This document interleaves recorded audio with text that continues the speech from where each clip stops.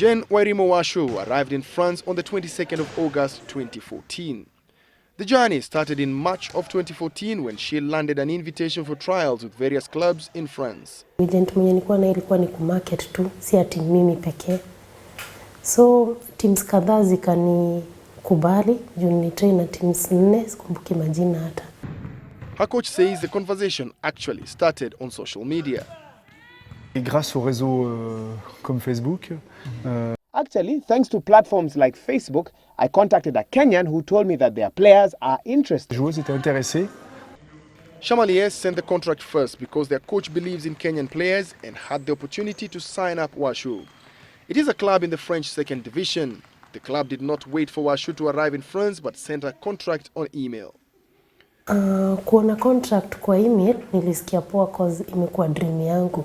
First kukama hapa trials nilikuwa nimeona nimeachieve kitu.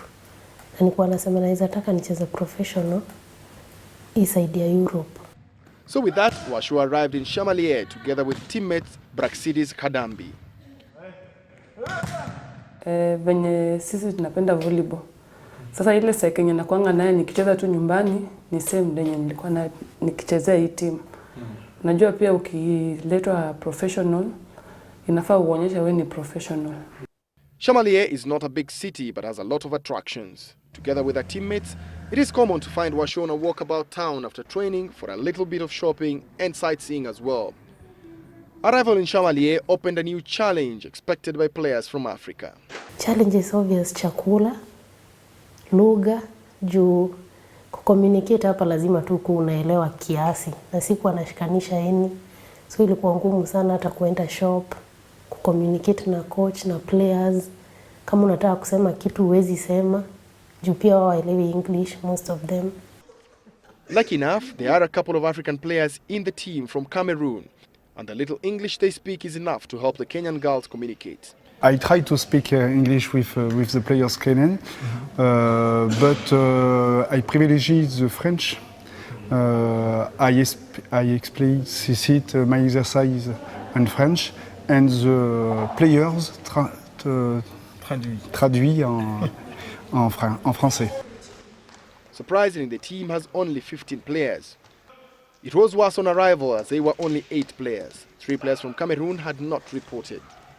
Being a professional player, one would expect that the language of volleyball is universal, but as Wacu found out, there is a variety in the way volleyball is played in Kenya and in France. Unapata style yetu ya kucheza ni tofauti, kama reception ni faster, vitu kama movement mingi. But hapa wana work on reception sana than venye tuna work on Kenya. Home teams ziko lakini si competitive. Huku teams zote hii pulenye si tuko, teams zote ni tough. Teams zote 10 ni tough sana. The team has a great mix of 2 Kenyans, 3 Cameroonians, 1 Czech and 5 French players. In the 11 teams Division 2 league, Shamal tops after the first leg with 10 wins out of 11 matches played in Pool B. But then she says it's not all rosy. Unlike in Kenya where the coaches supervise all training, here gym work is not even supervised. The trainer tailor-makes everyone's program according to their needs, and it is upon the player to hit the targets without supervision. The training program is different from what happens in Kenya despite both setups being fully professional, especially for the top teams. Tizi ni tofauti. Juu unapata kama huku tuna train usiku. Home hatujazoea kutrain usiku. Gym ni lazima hapa na home si lazima gym. Juu si nguvu yetu tuko tu nayo. Training yenye kocha anatufanyisha Kenya I think ina cover hadi hiyo gym. But hapo wameamini gym. So lazima attend gym. Game day preparations are the interesting bit. Coming from Kenya where you have familiar opponents, in France she does not even know the teams they are going to meet next. Transition takes time, especially with the language barrier. But then the league culture is also very different.